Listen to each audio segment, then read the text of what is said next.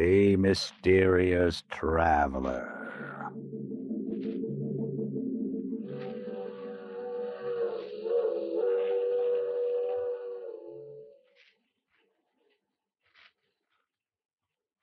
This is the mysterious traveler, inviting you to join me on another journey into the realm of the strange and terrifying.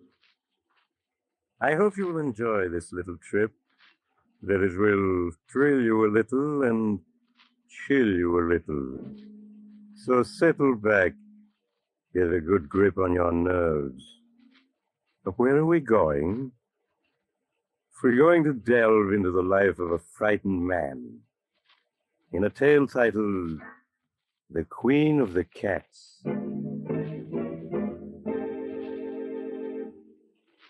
Some years ago, when I was practicing medicine, I was called upon by a young girl of 22 or so. As she was shown into my office, I could see that she was having a difficult time suppressing her agitation. Her lips trembled as she spoke. Dr. Smith, my name is Jane Elliott. I have an appointment with you. Yes, Miss Elliott. Won't you be seated, please? Thank you. Now, what seems to be the trouble, Miss Elliott? You're trembling. You don't look well at all. I'm not ill, Doctor. It's Chris Arnold, my fiancé. Oh, Doctor, you've got to help him. If you don't, something terrible will happen. Well, I'll do everything I can, Miss Elliott. Now, tell me what's wrong. I don't know what's wrong. All I know is that Chris is frightened. He's in deadly fear of something. Has he told you what it is that frightens him? No, I've questioned him countless times, but he refuses to tell me. I see. Where is your fiancé now? At his home, Brookfield Manor. Oh, Doctor, I know it's late, but won't you come with me and see Chris?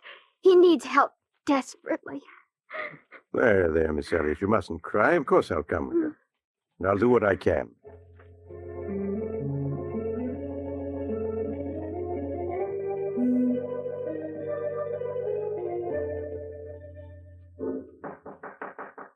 Who is it? Chris, it's Jane. Just a minute. Jane, I've asked you before not to... Who's he? Darling, this is Dr. Smith. Doctor, this is my fiancé, Chris Arnold. How do you do, Mr. Arnold? Why the devil did you bring him? I don't need a doctor. Please, darling, I just couldn't stand Forgive to me, see Mr. it. Arnold, but it's obvious to the most untrained eye. You do need a doctor. Please, Chris, tell the doctor what you're afraid of. I'm not afraid of anything. Oh, darling, please tell him, please. You can't go on this way. Yes, you're right. I can't go on this way. If I don't tell someone, I'll go mad. Believe me, Mr. Arnold, you'll feel much better once you've talked your fears out. Now, suppose you start from the beginning and tell me everything. All right, Doctor. Come on in.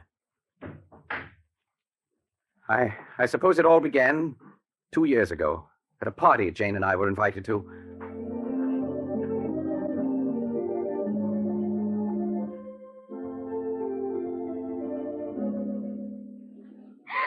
Oh, Chris, isn't this a wonderful party? The only thing wonderful about it is you.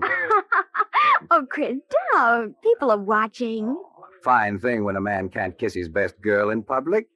What's this generation coming to, anyway? At Tyndall School, we were taught a young lady never kisses a man in public. Miss Tyndall is setting romance back 50 years. Who are you looking for, anyway? Rana Farouk.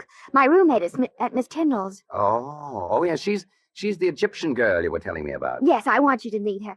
Only you better not fall in love with her as every other man does. Oh, sounds as though she's a second Cleopatra. Men just can't seem to be able to resist her. Well, I'm curious to see this siren of the Nile. Oh, there she is, Chris. Come on. So that's Rana. No wonder men can't resist her. Hello, Jane. I've missed you. Rana, this is Chris Arnold. Chris, this is Rana Farouk. Hello, Chris. Hello, Rana. Oh, look, there's Miss Tyndall waving to me. Excuse me, won't you? Of course, Jane. I'll be back in a minute. You know, Chris, at Miss Tyndall's, the first thing I'd see in the morning when I got up, and the last thing before I went to bed, was your picture. And I always knew that someday we should meet. And now we have. Why are you staring at me like that?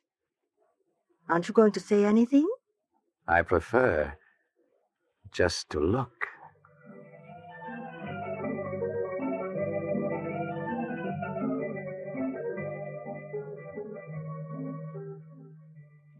Even now, Doctor, 2 years after our first meeting, I find it difficult to describe how beautiful Rana was. She had lustrous black hair that came down to her shoulders and sparkling green eyes that bewitched you. No words can do her beauty justice. I was captivated the moment I saw her. I see. What happened after that first meeting? Rana seemed also attracted to me. After that night, we saw each other constantly. You did? Nothing seemed to matter to me when I was with her. And it made me indescribably happy to learn she felt the same way. A month after we'd met, we were married. Please go on, Mr. Arnold. After we were married, we took an apartment in town. In the months that followed, I began to see Rana not as the image I'd been infatuated with, but as she really was, vain, selfish, and possessive. It was a possessiveness verging on madness. She couldn't bear to have me out of her sight, and when I was, upon my return, there would be questions, countless questions. I began to dread seeing her. And then there were the cats. The cats? Yes. She had an insane passion for them. Yes, when Rana and I were at school together, Doctor, she always had a few cats around. She said that she couldn't live without The apartment them. was always full of cats. She'd sit for hours stroking them, whispering to them until I felt I'd go mad. Life became a nightmare for me, a nightmare full of cats. And Rana asking questions, endless questions. One day, I realized I couldn't go on living with her any longer, that our marriage had been a mistake. I decided to tell her about it that very evening. May I come in, Rana? Of course, dear. Rana, there's something important I want to talk to you about. Oh, please, Chris. There's so little time just now. We can talk later after the party. But Rana, this is important. I think that... Darling, whatever you have to say can wait. Now, please hurry. But... Well, all right. We'll discuss what I have to say later. Chris, when I called you at the office this afternoon, why didn't you tell me that you had had lunch with Mary Walker? What? How did you know I had lunch with her? Oh, a friend told me. A friend? Who was it? What is it, my beauty? What are you trying to say? Rana, put that cat down and answer me. Who was the friend that told you I had lunch with Mary Walker? You have never met her, darling. How is it that you always know what I've been doing, whom I've been seeing? It's as though you have people spying on me. Chris, what a thing to say. Now, please hurry or we'll be late. There's something strange about the way you always know what I've been doing. Sometimes I suspect... Chris, look out. You've stepped on Sabina's tail. I'm sorry, but I didn't see I it. asked you before to be more careful. Poor Sabina. Are you all right now, my beauty? If there weren't so many cats underfoot, I wouldn't have stepped on her. Why must you have 5 cats around? Because I love cats. They're beautiful, sacred. Thousands of years ago, my ancestors worshipped cats, and the great cat goddess Sekhmet. On the river Nile, close by the ancient city of Hamadi, where I was born, are the graves of 100,000 sacred cats. They have been mummified and buried with reverence. Rana, I can't go on like this anymore. My darling, what do you mean? I feel our marriage was a mistake. I want a divorce. Chris, you can't be serious. But I am. I love you, Chris, and I won't give you up. You're mine, darling. You always will be.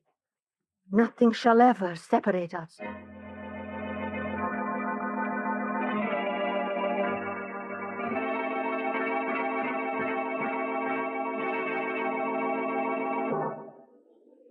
Would you care for a cocktail, sir?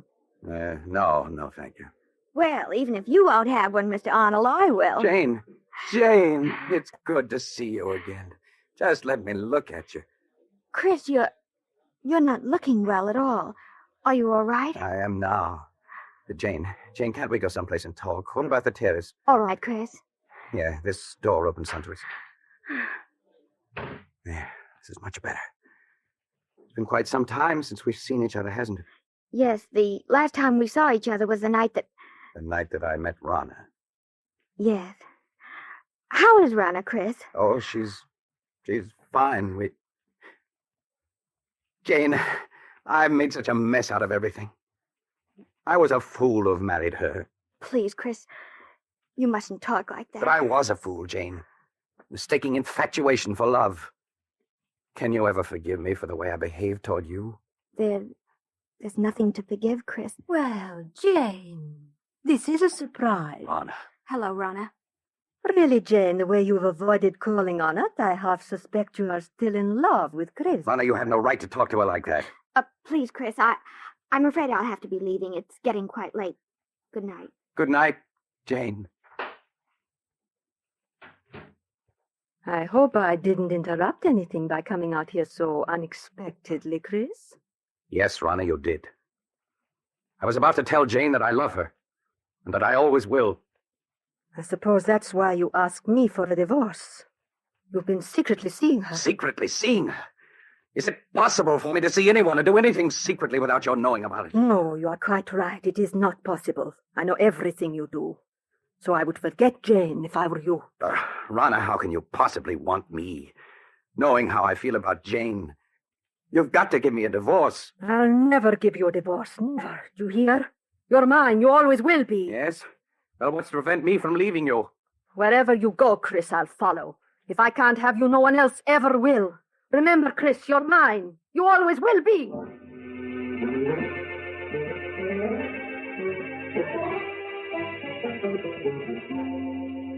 I could still see her, Doctor, as she stood there screaming at me. Remember, Chris, you're mine and you always will be. It was a shock to suddenly realize that she looked like a cat, an angry cat. Her green eyes, cold and murderous, her long nails digging into my arms, her body tense.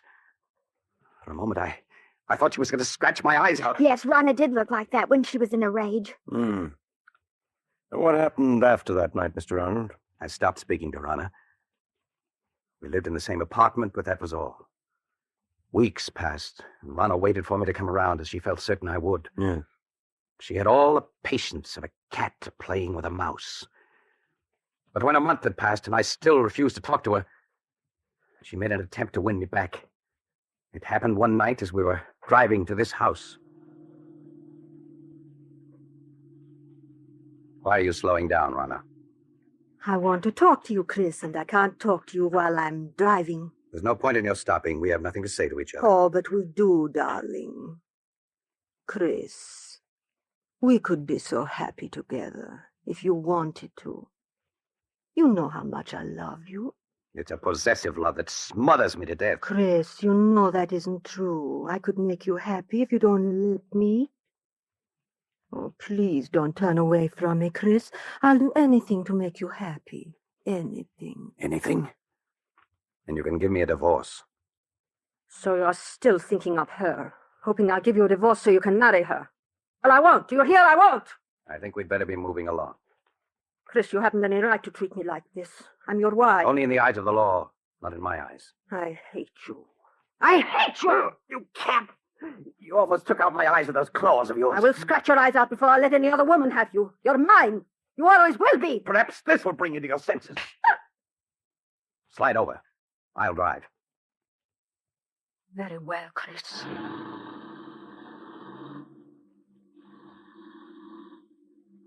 You think you've beaten me, Chris. But you haven't. In the end, you'll come crawling to me. It may take a year, 2 years, 5 years.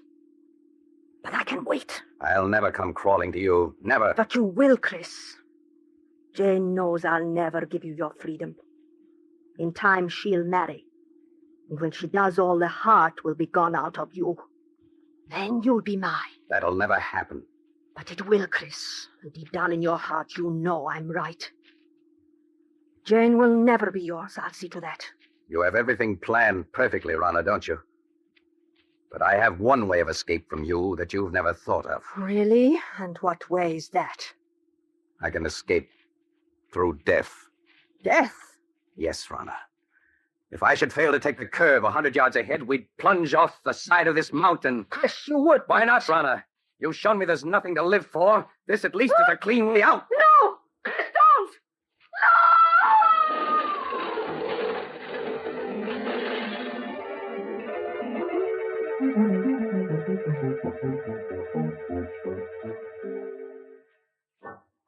When I drove the car over the side of the mountain, Doctor, I thought Rana and I were going to our deaths.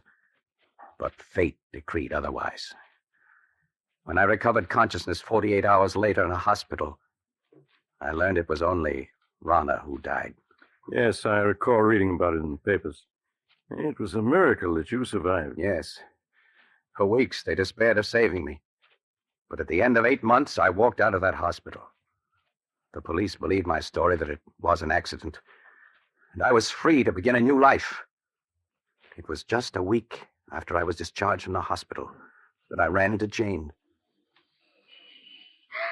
Chris! Oh, Chris, it's you. Janie, you always seem to pop up just when I need you most. Chris, you look so much older. Are you all right? And my heart isn't any too good, but otherwise I'm fine. And seeing you again is just what I need to put me on my feet. These past months must have been so difficult for you. I don't want to look back to the past, Jane, but only to the future. The future I once hoped we'd share, and still do.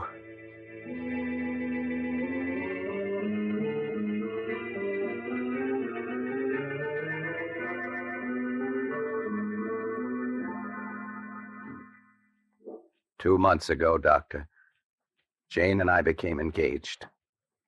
It was just about that time that I first began to notice that everywhere I went, there always seemed to be a cat following me. Are you sure you weren't imagining it, Mr. Arnold? At first, I thought it was my imagination. But a week after Jane and I became engaged, I was certain I was being followed. Yeah. Tell me, Mr. Arnold, was it always the same cat that followed you? No. One day it'd be one cat, and another day a different one. Oh, I know you must think I'm mad, Doctor. And at the time I felt I was going mad. That is, until that night. What night, Mr. Arnold? The night I saw her. It happened in this very room 6 weeks ago. I had great difficulty in falling asleep that night. Suddenly, the silence was broken by the faint crying of a cat. The crying grew louder and louder. I lay in the darkness listening, realizing that the cat crying was real, living, and in my room. I could feel my heart pounding as I sat up in bed and looked about my darkened room. And then suddenly I saw her. 2 burning green eyes in the darkness. There was no mistaking those eyes. They were Rana's. I stared into those eyes for what seemed like hours. Then, as though listening to a stranger's voice, I heard myself speak. Rana. It is you, Rana, isn't it? Yes. I'd recognize those green eyes anywhere. So you've come back, and in the form I've always thought of you, as a cat. I know why you've come back. It's because of Jane. You always said that if you couldn't have me, no one else could. But I was yours, and always would be. Well, you're wrong, do you hear? Jane and I are going to be married. You came between us once, but you aren't going to this time. I will marry you, and there's nothing you can do to stop me. Ah, you fiend! Trying to scratch my eyes out. Well, we'll see about that. There. Perhaps that'll show you that nothing you can do will stop me from marrying her. I know that all those cats that were following me, spying on me, were doing so under your orders. You're the queen of the cats. Yes, I should have known. No wonder you always knew where I'd been, who I'd seen. You had your cats spying on me even then. Well, even if you are the queen of the cats, you can't prevent me from marrying Jane. Perhaps a bullet between those green eyes of yours is what's needed.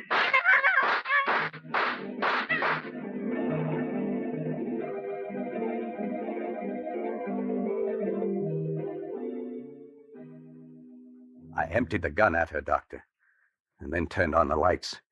There was no sign of her. She'd vanished. All that I found were those 6 bullet holes in the wall. Tell me, Mr. Arnold, isn't it possible that you only dreamed all that? That actually you fired the gun in your sleep and the shots themselves wakened you? I tried to tell myself that, Doctor. But during the nights that followed, I knew it was not a dream. For night after night, she appeared in my room. I'd lie awake, waiting to hear her footsteps, her voice. And when she would appear, I'd plead with her to leave me alone. But she'd only stare at me with those burning green eyes, waiting. I knew she'd never leave me alone as long as I intended to marry Jane. Finally, I could stand it no longer, and I went to see Jane. Chris, this is a surprise. Come in, darling. Thank you, Jane. Oh, well, where have you been keeping yourself this past week? I was beginning to believe I was being jilted. Jane, there's something I want to ask you. Yes, Chris, of course. What is it? I know we set our wedding for next week, but couldn't we put it off for a while? Just a little while. Darling, what is it? There's something wrong. I know there is. Please tell me. I wish I could, but I can't. Please, Jane, just have faith in me. You know I wouldn't postpone our marriage if I could possibly help it. All right, Chris, I do have faith in you. We'll consider our marriage postponed for the time being.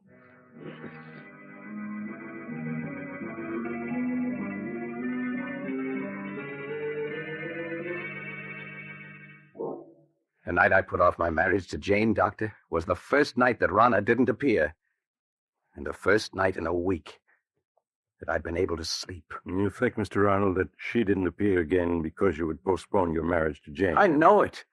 Weeks went by, weeks in which I was able to sleep soundly without being awakened by her. And I came to think that perhaps it had all been part of a horrible nightmare, and that I was over it at last. A week ago, I asked Jane to set the date for our wedding. She did so. And that same day, we took out a marriage license. But that night, she appeared again. Her eyes shining in the dark, cold and murderous. She knew about the license. That's why she returned.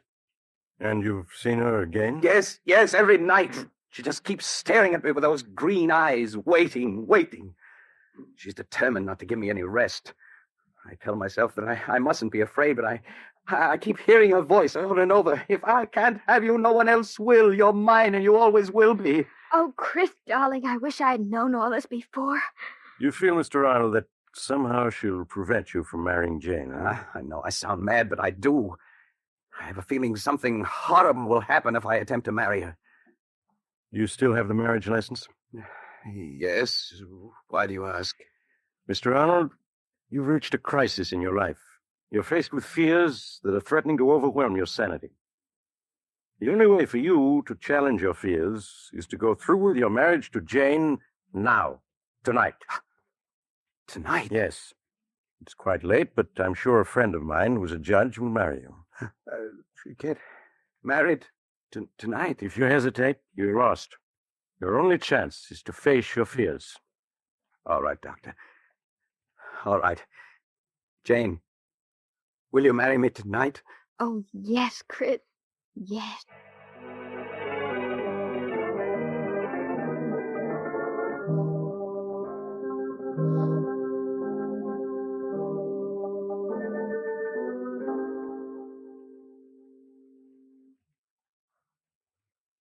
I'm sorry to get you up in the middle of the night, Judge, but for reasons I can't explain, it's important that these two be married tonight. That's quite all right, Doc. Always glad to oblige a friend. Have you got the license and the ring, young man? Yes, sir. Here's the license and the ring. Now, young man, if you'll take a right hand. That's it. Now, shall I give you the long ceremony or the short one? The short one, please. Just as you say, young lady. This is the shortest one I've got. Do you, Jane Elliott, take this man to be your lawful wedded husband, to love, honor, and obey as long as ye both shall live? I do. Do you, Christopher Arnold, take this woman to be your lawful wedded wife, to love, honor, and cherish as long as you both shall live? It's she. It's Rana. Chris, please, it's only a black cat. You mustn't pay any attention to it. Of course not. Now, It's Rana, I tell you. Look at her eyes. I told you she was trying to prevent my marrying Jane. Well, I'll get rid of her once and for all. Chris, what are you doing with that gun? Put it down. She got away. Well, whatever she's gone, I'll find her and kill her. Chris, come back.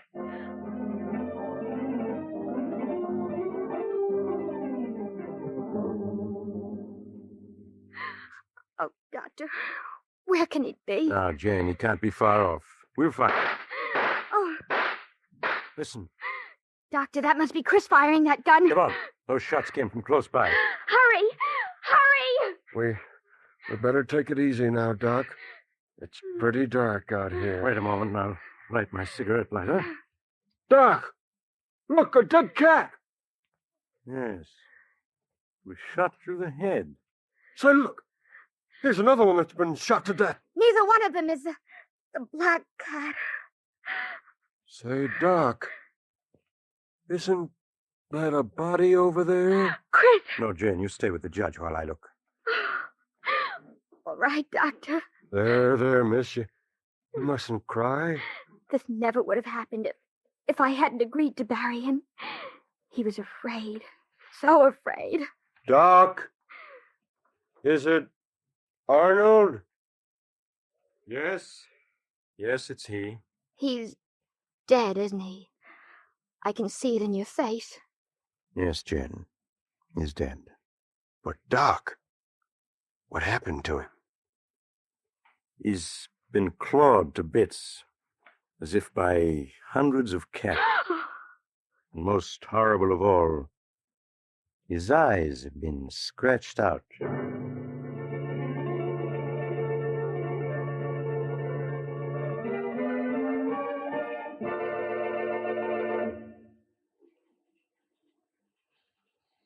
This is the mysterious traveler again. Have you enjoyed our little trip into the life, or should I say, death of a frightened man? Strangely enough, 2 days later, at Chris Arnold's funeral, just as the coffin was being lowered into the grave, the mourners suddenly noticed a black cat with green eyes sitting on the edge of the grave, quietly licking its paws. By the way, I trust you haven't a cat in your home, particularly a black one. I once knew a woman, she's dead now, who had a... you're getting off at the next stop, huh? I'm sorry. Perhaps you'll join me again soon. I take this same train every week at the same time.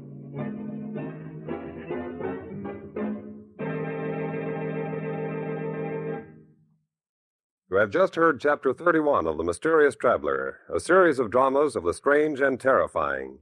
In today's story, Queen of the Cats, Stutz Cotsworth played Chris, Sarah Burton played Rana, and Sandra Gould played Jane. The Mysterious Traveler is written by Bob Arthur and David Cogan, and original music was played by Doc Whipple. The entire production was under the direction of Jock McGregor.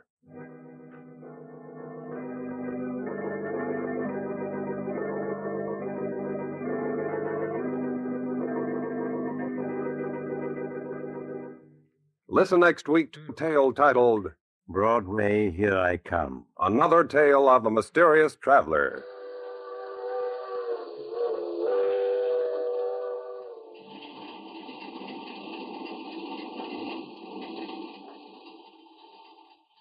The Mysterious Traveler is presented by WOR Mutual from the WOR studios in New York. It is presented over most of these stations every Sunday afternoon at 3:30. This is Mutual.